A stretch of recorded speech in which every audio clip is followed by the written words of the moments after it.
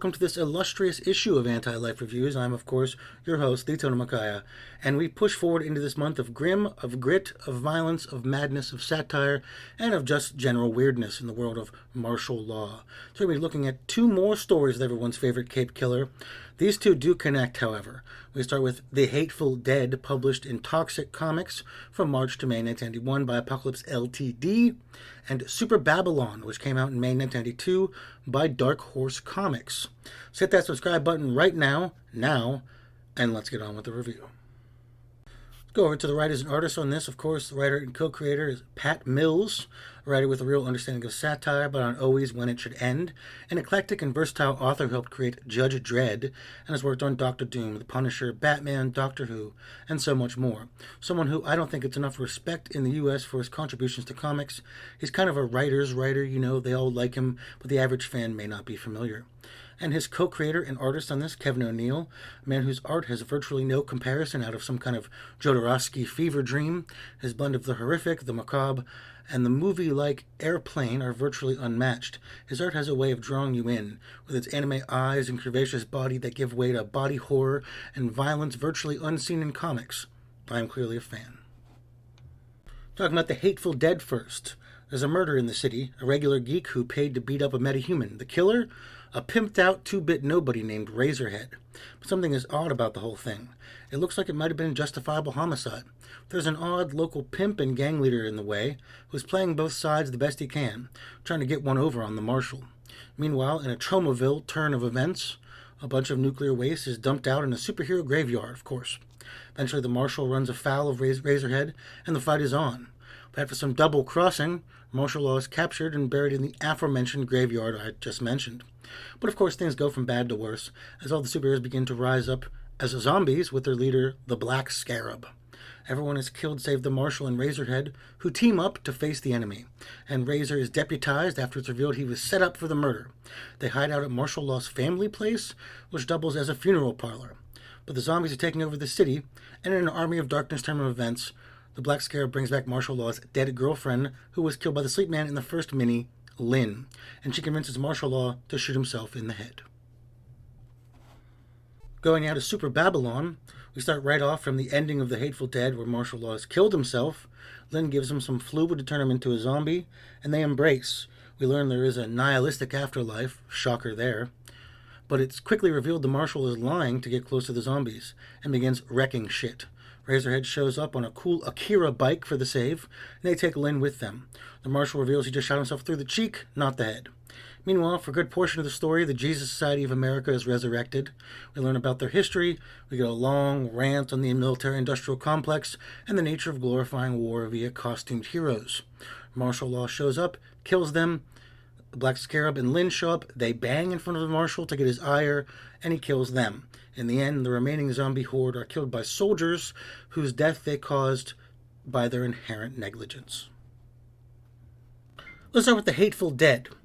I'll start with the art here. We are way ahead of where we were. I don't know what happened from the last two comics, but this was well back to what I would expect from Kevin O'Neill. Stuff is big, bombastic, we have lots of varied designs. I actually like Razorhead's designed a lot. He's shockingly well put together for a giant mass of scars and muscle with razors all through him, and he echoes that mid-90s X-Men design that they're obviously lampooning. The Black Scarab is reminiscent of the Terror from the Tick, or the Monarch from the Venture Brothers in design, which I'm sure was not in some way intentional, maybe for the Venture Brothers. They came back and used this. As I mentioned last time before, there was a joke about Johnny Storm that I think they aped as well. The Marshal looks back to form here after some weird, puffy costume choices in the previous stories. And I have to say, I think Kevin's art was hampered by the fact those were bottle stories. It took place in relatively small areas, in an asylum, in the Eye Guy's place. So his backgrounds were mute, they were more static, because as soon as we get this open city again here, he's back to form. We get all these dumb background jokes, these weird places, the mass of odd people.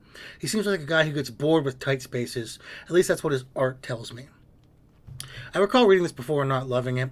While I still don't love it, I think the story is a lot stronger than I was giving it credit for. I do want to point out that this is far more Judge Dredd than we've seen before from the Marshal. While I know he is clearly a take on Mr. Dredd, we got his gun having a bunch of different ammo types like Dredd's. In fact, they kind of tried to push a catchphrase. My gun fires 6 different shades of shit. What's your favorite color, punk? Though that seems to get dropped midway through the issue. He's also a lot calmer here. He relaxes a little bit. He goes to a bar and hangs out. He talks about having fun. We meet his family and get some backstory. We get a lot about martial law here. I think that's the strength of this story. It's personal, much like the first mini, where the last two were just bland superhero kill-em-ups. I thought the zombie inclusion would be dumb because there was a compelling mystery for him in the first part already, but it seemed to have worked, and we are left with a cliffhanger, which obviously I'll talk about, right after I finish this one. I like the revelation that Marshal Law's family runs a mortuary place. Factors into the story a little, but I like that they have some Hell's Angels and a goth girl who looks like Death from the Sandman working for them, which is oddly appropriate. Parents also make art out of the dead bodies, which I enjoy seeing. Reminded me of a moment in Lisa the Painful, which if you've played that game, you know what I'm talking about. It's also implied they might be cannibals, and that Marshall also engaged in cannibalism growing up. He talks about his dad's stew. The opening section deals with metahumans who work, getting beaten up by normal people. Obviously, it doesn't really hurt them, but they charge, $60 and let a guy wail on them with a baseball bat. Reminds me of those destruction rooms that were big for a hot minute. I like this as an example of the downtrodden metahuman. The way that they have to use what they have to just get by. I don't recall seeing this in other edgy superhero media before. I'm sure it's been used. I just simply don't recall, and I like it as an inclusion. We're told the next story is called City of the Zombies, also published by Apollos Ltd. But that didn't happen. So we get moved over to Dark Horse Comics, and we get Super Babylon. So the art for Super Babylon was an improvement here, which is a shocker because it was good and the Hateful Dead. And I think it's because they really let Kevin go crazy with the JLA All-Star Squad parody, which, by the way, was my favorite piece of art in any of these comics thus far. And that's the No Star comics that Kevin does at the beginning of this. It's really a work of art. They do this a few times. We get callbacks to other classic covers like Captain America Comics #1 amongst, like I said, many others. I think the big difference is these aren't zombie versions of the characters. I mean, well, technically they are, but they were embalmed young because most of them were killed by the mob, which is a nice joke, since none of them really had superpowers. That came later. So they were young, healthy, the designs work better.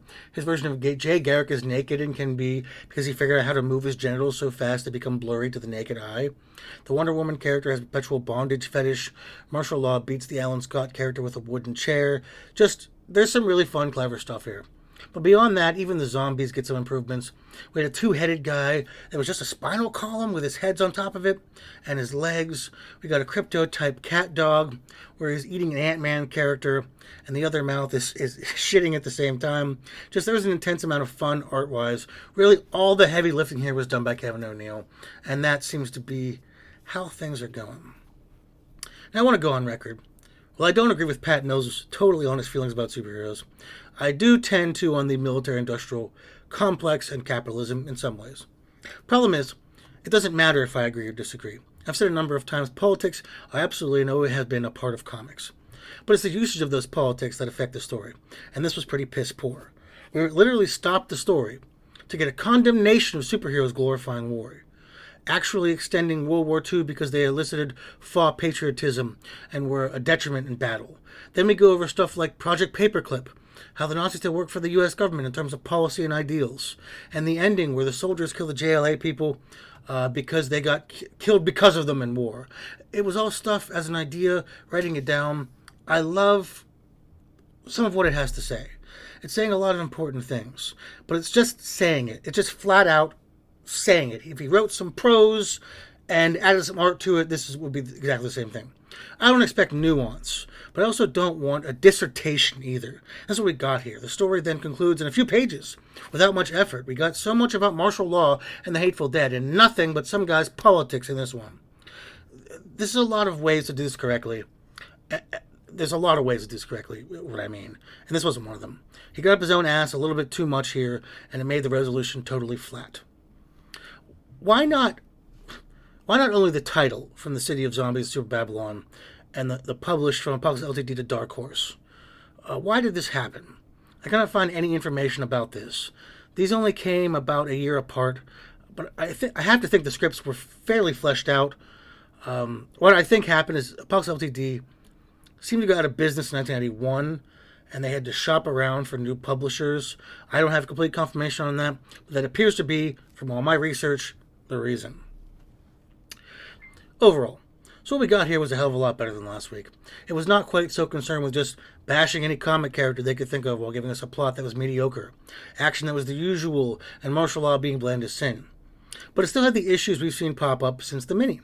Its heavy-handed handling of political idealism. The mini obviously handled it the best and used satire to temper some of the acid. But here, it's as if these two creators are not on the same page. I don't know that. It just seems Kevin is doing fun, barbed tongue of superhero in America and etc. Pat wants to write a fucking manifesto on top of all of his art. I generally liked the first part of the story. We got a new dynamics with the Marshal and Razorhead, his family, a reborn Lynn. And all this almost feels totally and completely ignored in the second part, so we can complain at the audience about comics. I feel like we get the point. And I think simply using the JSA type characters, keeping the soldier ending, we would have gotten the point without so much bogging down of the plot. I like what Pat has to say in a lot of ways. I just think he is doing it in the laziest way possible for a comic. So yeah, these two stories complete a story, but really, only the first one was worth talking about. Well, another divisive martial law comic. I'm not sure what I expected when I chose this, but I think it was that these comics were typically better. Well, please come back next week where we have some really interesting crossovers for the Marshal that might provide the shot in the arm we need. Where we look at Marshal Law's Secret Tribunal, where he faces vaguely xenomorphic aliens, Marshal Law versus Pinhead from Hellraiser franchise, and Marshal Law versus The Mask. Yes, that mask. Besides that, please add me on Instagram under Demon Peaks for Twin Peaks memes. Check my Patreon where you can help this channel out for as little as $1. Don't forget to subscribe. Check out my other videos and just, have a great day and week from me, Daytona Makaya, Master of Minds and of Men. And goodbye.